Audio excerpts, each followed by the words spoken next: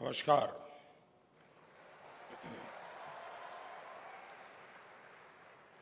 महाराष्ट्र के governor Shri Bhagat Singh Koshyari ji, Shriman Devendra Fadnavis ji, Shriman Subhash Desai ji, east university के founder president professor S B. Mujumdar ji, principal director doctor Vidya A. Rawatkekar ji, सभी faculty members, विशिष्ट अतिथिगण और मेरे युवा साथियों,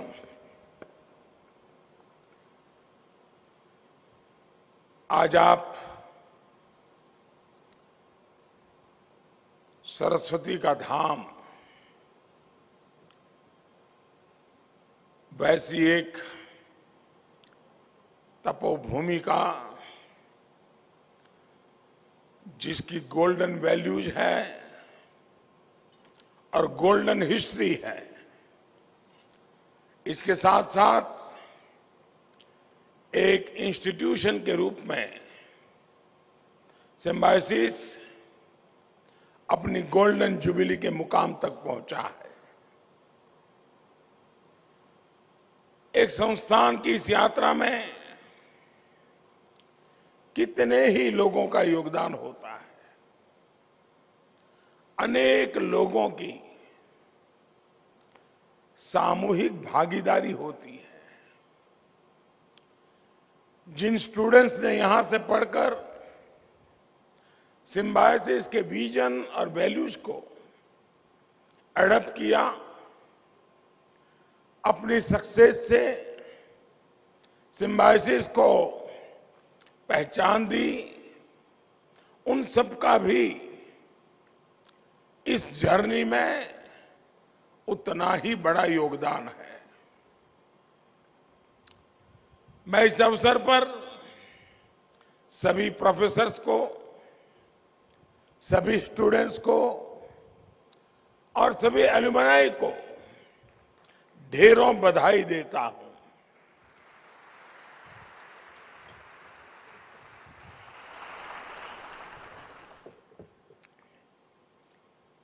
मुझे इसी गोल्डन मोमेंट पर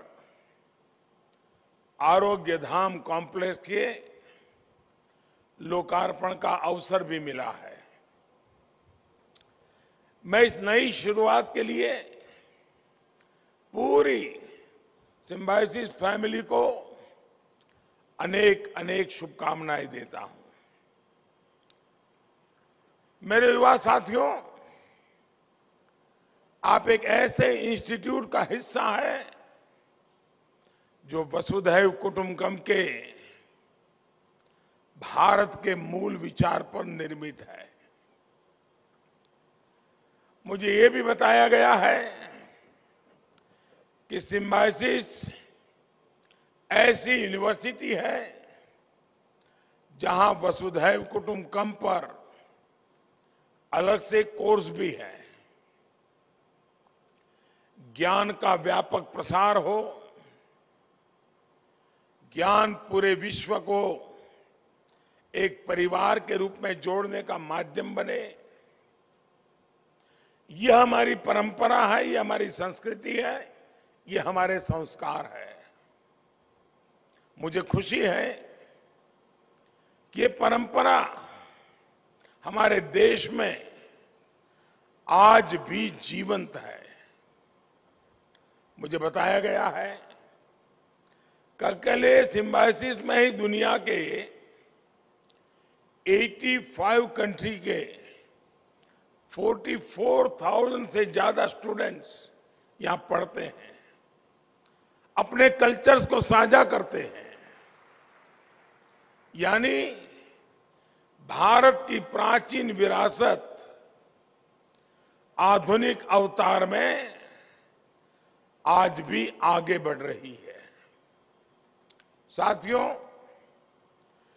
आज इस संस्थान के छात्र उस जनरेशन को रिप्रेजेंट कर रहे हैं जिसके सामने इन्फिनिट अपॉर्चुनिटीज हैं। आज हमारा ये देश दुनिया की सबसे बड़ी इकोनॉमीज में से शामिल है। दुनिया का तीसरा सबसे बड़ा हब स्टार्टअप इकोसिस्टम आज हमारे देश में है।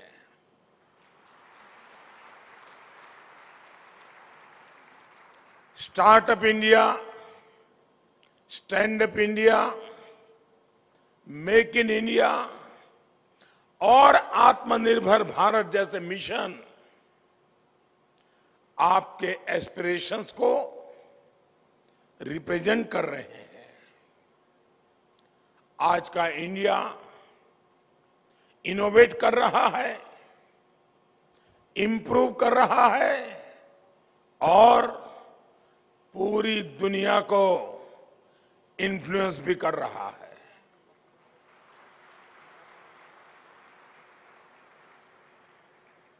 आप पुणे में रहने वाले लोग तो और अच्छी तरह जानते हैं कि कोरोना वैक्सीन को लेकर भारत ने किस तरह पूरी दुनिया के सामने अपना सामर्थ्य दिखाया है। अभी आप लोग यूक्रेन संकट के समय भी देख रहे हैं कि कैसे ऑपरेशन गंगा चलाकर भारत अपने नागरिकों को युद्ध क्षेत्र से सुरक्षित बाहर निकाल रहा है। दुनिया के बड़े बड़े देशों को ऐसा करने में कई मुसीबतें झेलनी पड़ रही हैं, लेकिन ये भारत का बढ़ता हुआ प्रभाव है कि हम हजारों छात्रों को वहां से अपने वतन वापस ला चुके हैं। साथियों, आपकी जनरेशन एक तरह से खुश नसीब है कि उसे पहले वाली डिफेंसिव और डिपेंडेंट साइकोलॉजी का नुकसान नहीं उठाना पड़ा।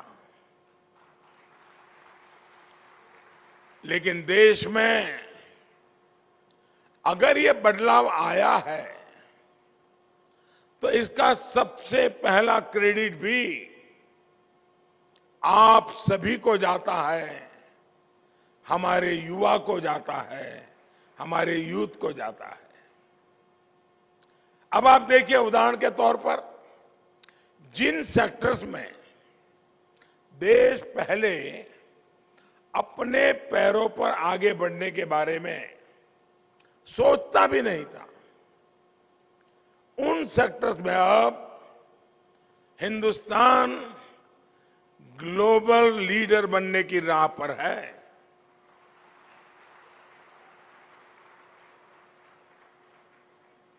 मोबाइल मैन्युफैक्चरिंग का एग्जाम्पल हमारे सामने है।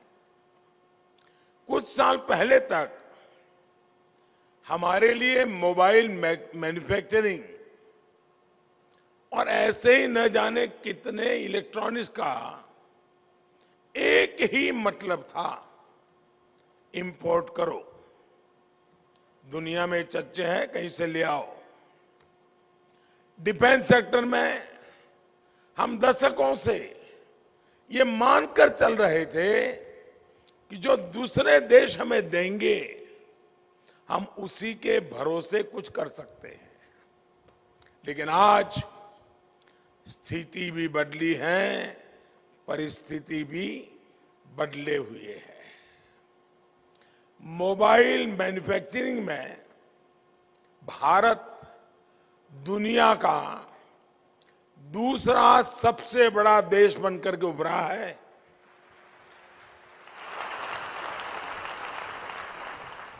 सात साल पहले भारत में सिर्फ 2 मोबाइल मैन्युफैक्चरिंग कंपनियां थी, आज 200 से ज्यादा मैन्युफैक्चरिंग यूनिट्स इस काम में जुटी है। डिफेंस में भी दुनिया के सबसे बड़े इंपोर्टर देश की पहचान वाला भारत आज डिफेंस एक्सपोर्टर बन रहा है। आज देश में 2 बड़े डिफेंस कॉरिडोर बन रहे हैं, जहां बड़े से बड़े आधुनिक हथियार बनेंगे, देश की रक्षा जरूरतों को पूरा करेंगे।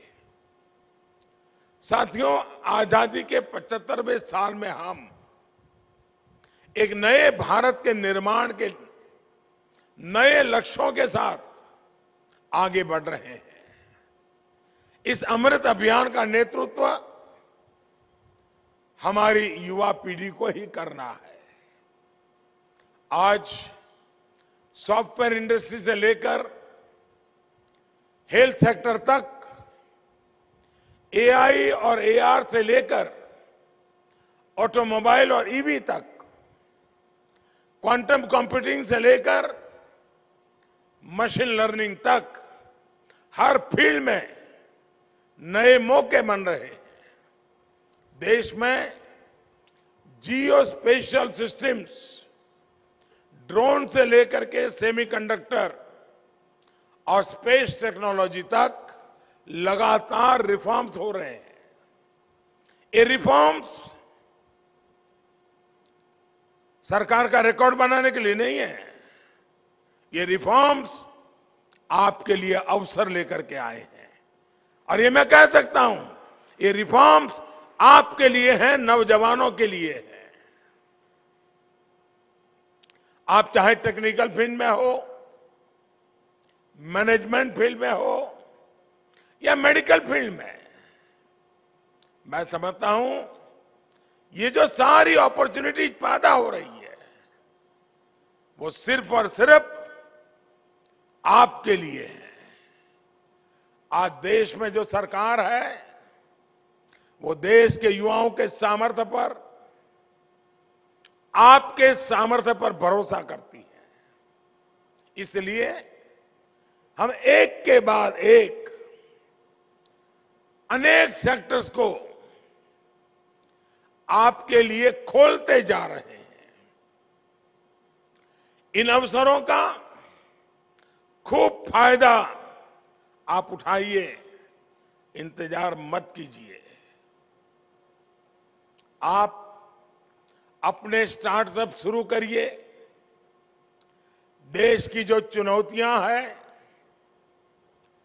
जो लोकल समस्याएं हैं, उनके समाधान यूनिवर्सिटीज से निकलने चाहिए, नौजवानों के दिमाग से निकलने चाहिए। आप ये हमेशा याद रखिए कि आप चाहे जिस किसी फील्ड में हो, जिस तरह आप अपने कैरियर के लिए गोल सेट करते हैं, उसी तरह आपके कुछ गोल्स देश के लिए भी होने चाहिए। अगर आप टेक्निकल फील्ड से हैं, तो आपके इनोवेशंस, आपका काम कैसे देश के काम आ सकता है। क्या आप कोई ऐसा प्रोडक्ट डेवलप कर सकते हैं जिससे गांव के किसान को हेल्प मिले, रिमोट एरियाज में स्टूडेंट्स को कुछ मदद हो सके। इसी तरह अगर आप मेडिकल फील्ड में हैं, तो हमारे हेल्थ इंफ्रास्ट्रक्चर को कैसे मजबूत किया जाए, कैसे गांवों में क्वालिटी हेल्थ सर्विस उपलब्ध हो, इसके लिए आप टेक फ्रेंड्स के साथ मिलकर नए स्टार्टअप प्लान कर सकते हैं। आरोग्य धाम जैसे भी जिस विजन का सिम्बोसाइज ने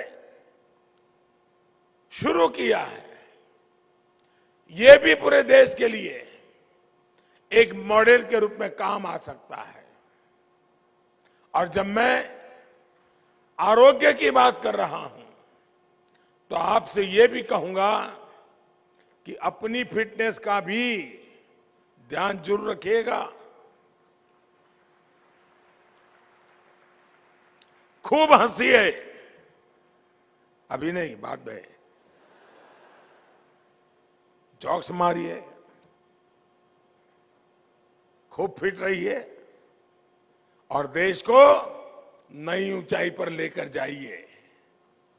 हमारे गोल्स जब पर्सनल ग्रोथ से बढ़कर नेशनल ग्रोथ के साथ जुड़ जाते हैं तो राष्ट्र निर्माण में स्वयं की भागीदारी का एहसास बढ़ जाता है। साथियों, आज जब आप अपनी यूनिवर्सिटी के 50 वर्ष के मुकाम को सेलिब्रेट कर रहे हैं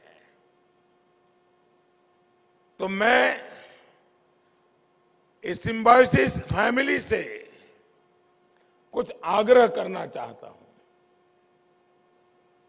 और सिर्फ यहां बैठे हुए लोगों को नहीं, आपको भी आग्रह करना चाहता हूं। क्या सिंबायोसिस में हम एक परंपरा विकसित कर सकते हैं क्या कि हर वर्ष किसी एक थीम के लिए डेडिकेट किया जाए और यहां जो भी लोग हैं किसी भी फील्ड में होंगे वे एक साल अपने बाकी कामों के उपरांत इस एक थीम के लिए उनका कोई न कोई डेडिकेशन, योगदान, भागीदारी, इनिशिएटिव होना चाहिए। अभी से मानो तय करे कि जब गोल्डन जुबली मना रहे हैं तो नेक्स्ट 5 ईयर, 5 साल 2022 का थीम कौन सा होगा, 2023 का थीम कौन सा होगा, 2027 का थीम कौन सा होगा, क्या अभी से हम तय कर सकते हैं? और जैसे एक थीम मैं बताता हूं, जरूरी नहीं कि इसी थीम पे चलना चाहिए, आपकी अपनी योजना से बनाइए। लेकिन हम मान लीजिए, सोच लीजिए कि भाई ग्लोबल वार्मिंग ये विषय ले लिया, 2022 पूरा ये हमारा परिवार ग्लोबल वार्मिंग के हर पहलू उसी का अध्ययन करे, उसी पर रिसर्च करे, उसी पर सेमिनार करे, उसी पर कार्टून बनाए, उसी पर कथाएं लिखे, उसी पर कविताएं लिखे, उसी पर कुछ इक्विपमेंट मैन्युफैक्चर करें। यानी बाकी सब करते करते एक अतिरिक्त काम, एक थीम ले लें, लोगों को भी जागरूक करें। उसी प्रकार से जो हमारे कोस्टल एरियाज है या फिर समुद्र पर क्लाइमेट चेंज के प्रभाव पर भी हम लोग काम कर सकते हैं। ऐसे ही एक थीम हो सकती है कि हमारे बॉर्डर एरियाज के विकास के लिए, जो हमारे आखिरी गांव है, जो हमारी सीमा की सुरक्षा में सेना के साथ कंधे से कंधा मिला करके जी जान से जुटे रहते हैं, एक प्रकार से पीढ़ी दर पीढ़ी वो हमारे देश के रक्षक हैं। क्या हम यूनिवर्सिटी के द्वारा हमारे परिवार में हमारे बॉर्डर डेवलपमेंट का प्लान क्या हो सकता है? इसके लिए यूनिवर्सिटी के स्टूडेंट्स उस इलाके का टूर करें, वहां के लोगों की दिक्कतें समझे, फिर यहां आकर के बैठ करके चर्चा करें, समाधान खोज के निकालें। आपकी यूनिवर्सिटी एक भारत श्रेष्ठ भारत की भावना को मजबूत करने के लिए वसुधैव कुटुंबकम भी, उस सपना भी साकार तब होता है जब एक भारत श्रेष्ठ भारत का सपना साकार होता है।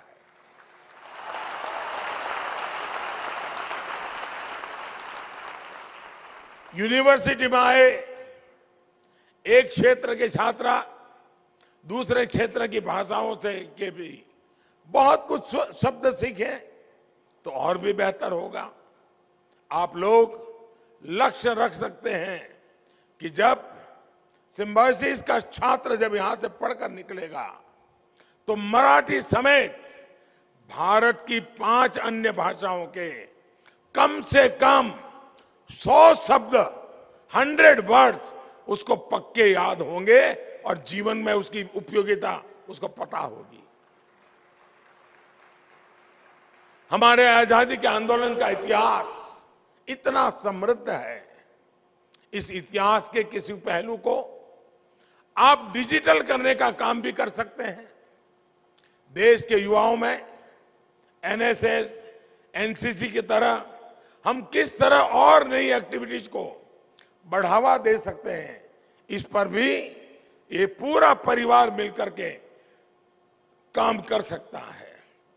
जैसे वाटर सिक्योरिटी का विषय हो, एग्रीकल्चर को टेक्नोलॉजी से जोड़ने का विषय हो, सॉइल हेल्थ टेस्टिंग से लेकर के फूड प्रोडक्ट की स्टोरेज और नेचुरल फार्मिंग तक, आपके पास रिसर्च लेकर जागरूकता बढ़ाने के लिए बहुत से टॉपिक्स हैं।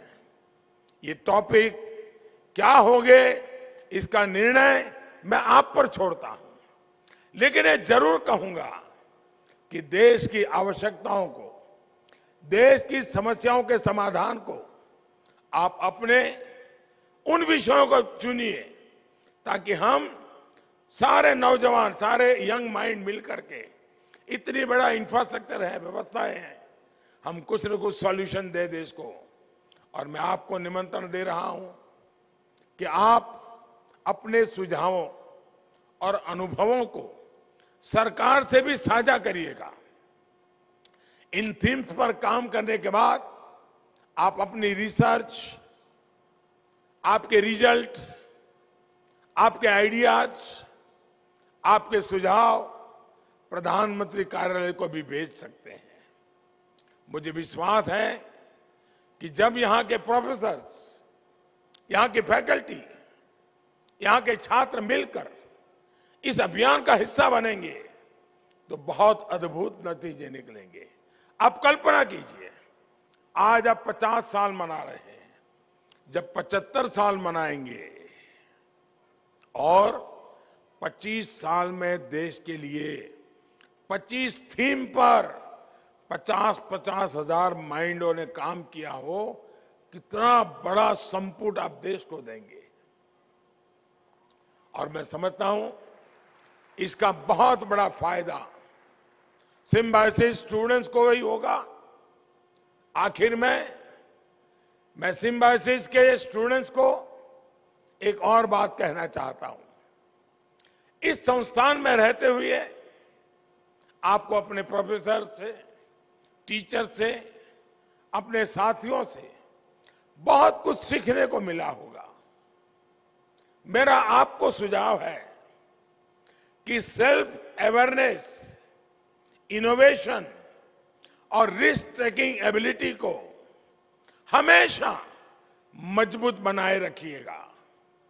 मैं आशा करता हूं कि आप सब इसी भावना के साथ अपने जीवन में आगे बढ़ेंगे और मुझे विश्वास है कि 50 साल की आपके पास एक ऐसी पूंजी है, अनुभव की पूंजी है।